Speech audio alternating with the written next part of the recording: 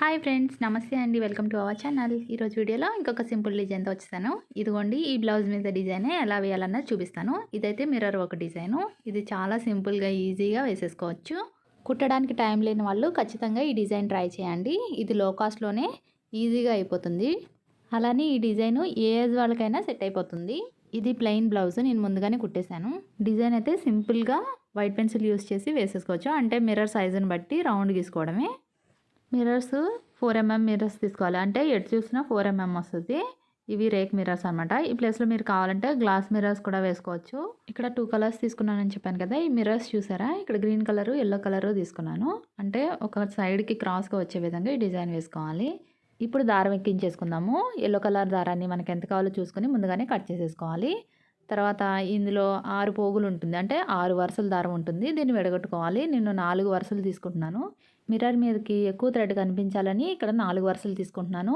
లేదు సన్నగా రావాలి అనుకుంటే 3 వరుసలు లేదా 2 వరుసలు కూడా తీసుకోవచ్చు.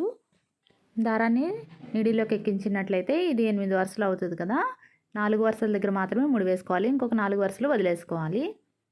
ఇప్పుడైతే వర్క్ స్టార్ట్ చేసేసుకుందాము. ఇక్కడ నేను రౌండ్ ముందుగానే డ్రా చేసి ఉంచాను కదా. ఇక్కడ నుంచి ఒక సైడ్ కార్నర్ నుంచి నీడిల్ పైకి తీసుకోవాలి. ఫస్ట్ ఈ లైన్ మీద నుంచి బార్డర్ కుట్టుకుందాము.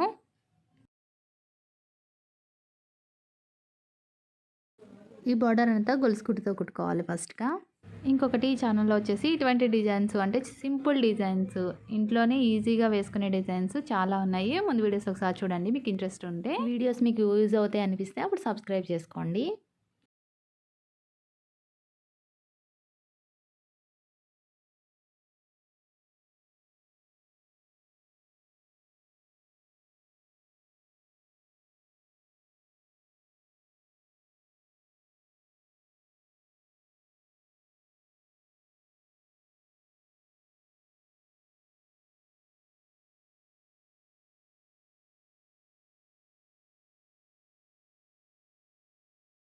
గొలుసు కుట్టుతో రింగ్ అంతా చివరి వరకు కుట్టేసుకున్నాం కదా.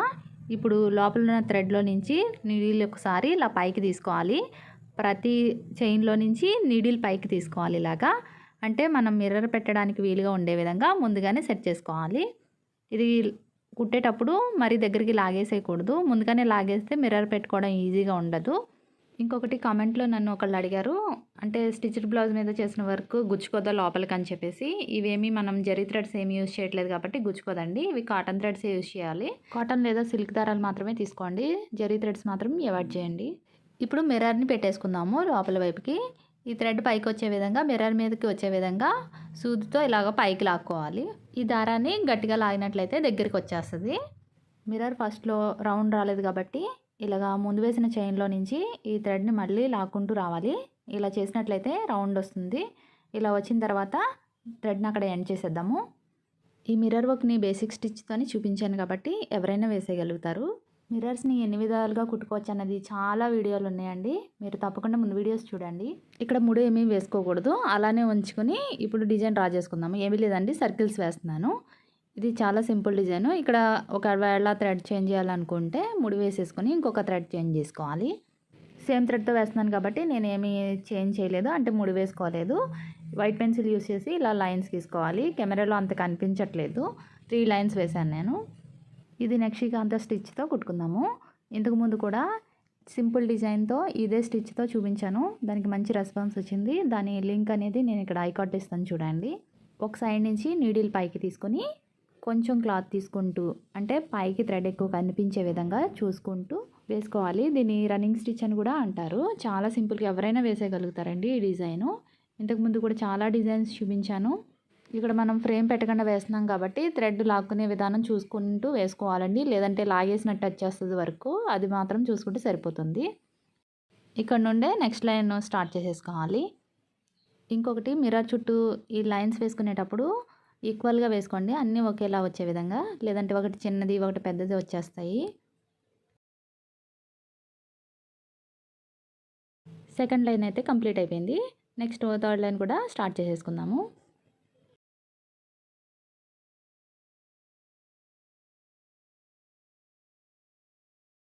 థర్డ్ లైన్ కూడా కుట్టేసుకున్నాం కదా. నీడిల్ కిందకి దింపేసుకుని వెనక వైపు ముడి వేసేసుకోవాలి.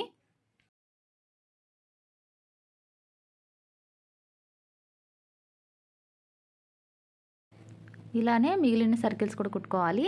ఇక్కడ చూడండి నేను గ్రీన్ కలర్ థ్రెడ్ వేసాను ఇక్కడ. ఇలా మొత్తం ఆల్ ఓవర్ డిజైన్‌లా వేసాను క్రాస్‌గా వచ్చే విధంగా. మీరు కావాలంటే నెక్ పార్ట్‌లో మాత్రమే హైలైట్ చేయాలనుకుంటే నెక్ మొత్తం సర్కిల్స్‌లాగా వేసుకున్నా కూడా చాలా బాగుంటుంది. వీడియో ఎలా ఉంది కామెంట్ చేయండి. నచ్చితే లైక్ చేయండి. Thanks for watching.